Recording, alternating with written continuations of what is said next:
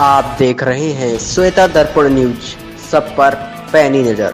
संविधान पर उंगली, संविधान तो कम्युनल ही है, मतलब संविधान ही धर्मनिरपेक्ष है। इसका अर्थ यह हुआ कि संवैधानिक रूप से समस्त भारतीयों को कानून सेकुलर रूप में ही स्वीकार करेगा। धर्म कर्म की आज़ादी या पालन करने की आज़ादी तभी तक है जब तक दूसरा कोई विरोध नहीं करता। जैसे ही किसी ने विरोध किया तो वो विषय कानून की धारा सेकुलर के हिसाब से कार्रवाई होगी। विशेष इसमें यह होता है कि कौन सी राज्य सरकार कितनी जायज या पक्षपाती रवैया अपनाती है। पसंद तो राज्य के प्रशासनिक व्यवस्था पर निर्भर होता है कि कार्रवाई करना है कि नहीं। जहां पसंद की बात है तो वहां पक्षपात तो होगा ही। आप देख रहे हैं श्वेता दर्पण न्यूज। हाथी के मल से प्यार पर गौमूत्र का तिरस्कार, यही है लुटियानिया लिबरलों की दोगलई का संसार। भारत समेत विश्व के अनेक देशों में गौमूत्र के औषधीय गुणों की प्रामाणिकता की पुष्टि हो चुकी है, लेकिन भारत में ही एक तथाकथित लिबरल गैंग है जो गौमूत्र का उपहास लगातार उड़ाता रहता है। ऐसे लिबरल गैंग का सबसे बड़ा मीडियाई सरगना है एनडीटीवी। लेकिन वही एनडीटीवी हाथी के मल से बनी कॉफी में प्रोटीन और एंजाइम की भारी मात्रा और उसके विशिष्ट स्वाद का गुणगान तथा प्रचार प्रसार अपने एक चैनल पर बड़ी शान से करता है। आपने यह तो अवश्य देखा होगा कि एनडीटीवी न्यूज चैनल पर रवीश कुमार और अन्य एंकर महीनों तक कुटिल विशैली मुस्कान के साथ व्यंग्यवाद चलाते हुए सवाल पूछा करते थे कि विजय माल्या कैसे भाग गया, क्यों भाग गया।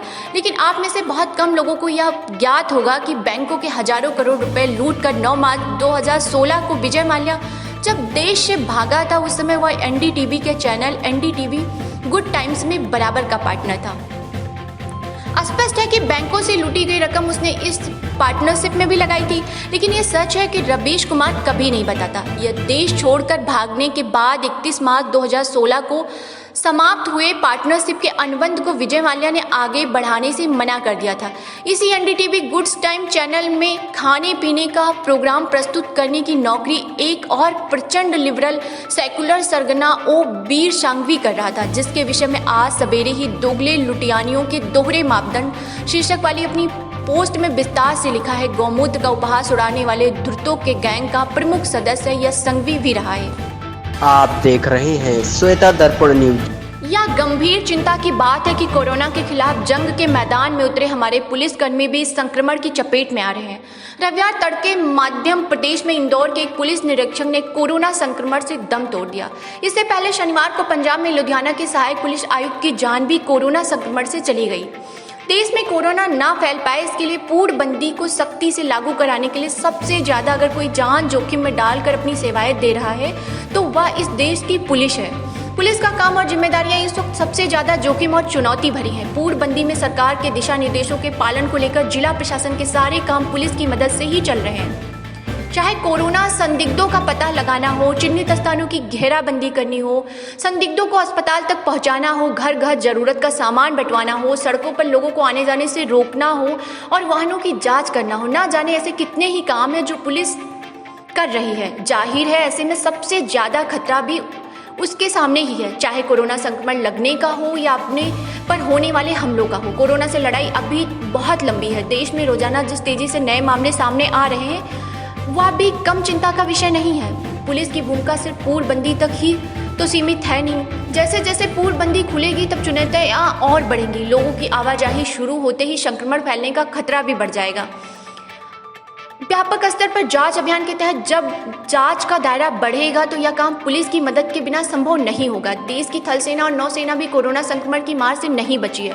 थल सेना में अभी तक 9 मामले सामने आ चुके हैं, लेकिन मुंबई स्थित नौसेना के पश्चिम कमान में INS आगरे पोत में 26 नाविकों के कोरोना संक्रमित पाए जाने की घटना ने नींद उड़ा दी है। इस पोत से थोड़ी ही दूर पर कमान का दफ्तर है और इसी क्षेत्र में जंगी बेड़े और पनडुब्बियां भी तैनात है। पश्चिमी कमान के तहत अरब सागर से हिंद महासागर तक का इलाका है। इसमें कोई दो राय नहीं कि हमारी सेनाएं पहले से सतर्क हैं और जरूरी बचाव के लिए सभी संभव कदम उठाए होंगे। लेकिन अब एक सैनिक पर कड़ी निगरानी रखने की चुनौती है। नौसेना के 26 संक्रमितों में एक सैनिक कुछ दिन अपनी मां के पास रहकर आया था।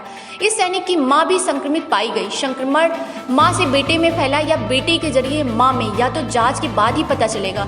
पर इस घटना से यह तो साफ हो गया है कि कोरोना से बचने के लिए बहुत ही उपाय करने की जरूरत है। आप देख रहे हैं श्वेता दर्पण न्यूज।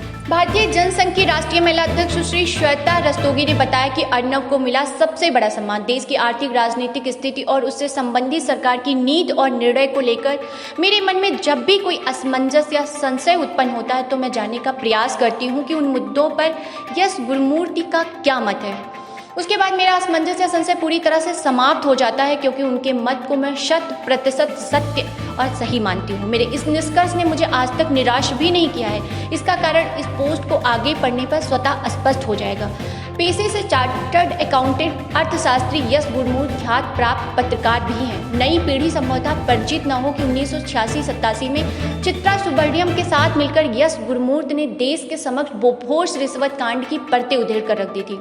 इंडियन एक्सप्रेस अखबार में चित्रा सुब्रमण्यम की रिपोर्टों और यस गुरुमूर्ति जी के तीखे धारदार तथ्यात्मक लेखों के कारण ही सोनिया गांधी की बहुत करीबी इटालियन दोस्त ओत्तावियो कोच्चोत्तोच्चि समेत कई लोगों के खिलाफ घूसखोरी दलाली की रिपोर्ट दर्ज हुई थी। इसका परिणाम यह हुआ था कि राहुल गांधी के बाप राजीव गांधी ने मार्च 1987 में यस गुरुमूर्ति को गिरफ्तार करवा के जेल भिजवा दिया था। चित्रा सुब्रमण्यम को देश छोड़कर विदेश में शरण लेनी पड़ी थी। तत्कालीन कांग्रेस सरकार ने इंडियन एक्सप्रेस अखबार के दफ्तर के बिजली पानी के कनेक्शन कटवा दिए थे और अखबार के मालिक रामनाथ गोयनका के औद्योगिक प्रतिष्ठानों तथा यस गुरुमूर्ति के निवास पर सीबीआई की छापेमारी शुरू करवा दी थी।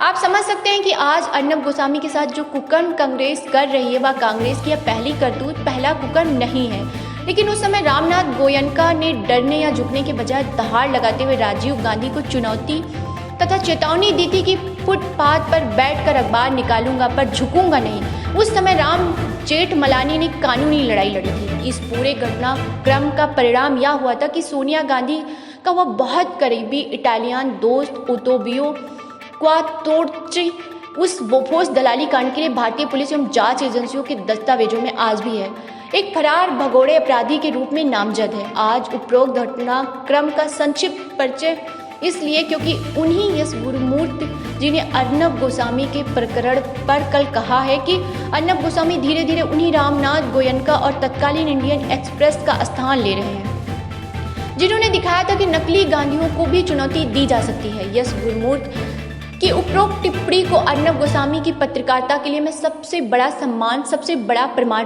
पत्र मानती हूँ। 1987 से 2020 इसी पूरी 33 वर्ष की समयावधि के दौरान यस गुरुमूर्ति ने कभी किसी पत्रकार या मीडिया संस्थान की तुलना रामनाथ गोयनका से नहीं की है। इसका ठोस कारण भी है।